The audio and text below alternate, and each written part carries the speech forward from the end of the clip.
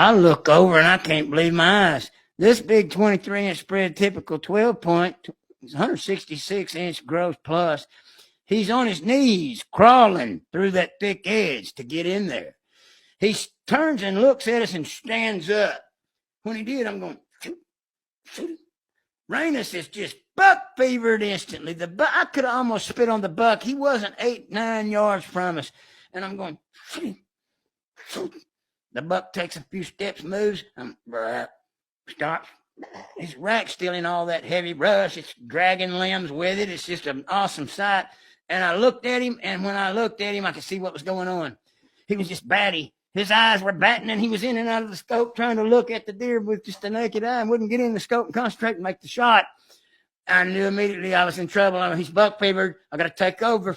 And at that moment, I started reaching for the gun. The buck takes 2 huge leaps. Coos, just like these 20-yard leaps I've seen them do before so many times when they're in a fully aggressive state.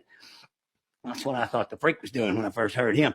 But he disappears on me, but I've got the gun now, and I stand up and start tippy-toeing over sideways trying to see him. I thought he held up when the noise stopped. It didn't. He didn't. He went on into the bigger live oak. I saw a buck in there blow, 8-point.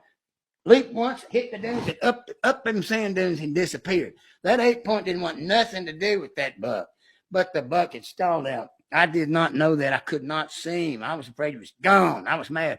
What we would do when we'd fight when we were kids, we'd bite our lips like this. Bop your ass in a minute, you know that. I'm biting my lips. I wanted to punch him, you know. I'm like, man, that's gonna kill you for that. You know, he let that big deer get away. I was sick, and he's going pointing. He could see him. I know you can get away with lateral movement. If a buck's there, don't never try to go forward. Go lateral. I started down on one knee and I started dragging myself sideways, and I got where I could see him. In a half sit-up position, I take the shot. I get on his shoulder, through brush, pop! I mean, this big, loudest bullet connection I've ever heard. I didn't understand that, but he dropped like a sack of shit, you know.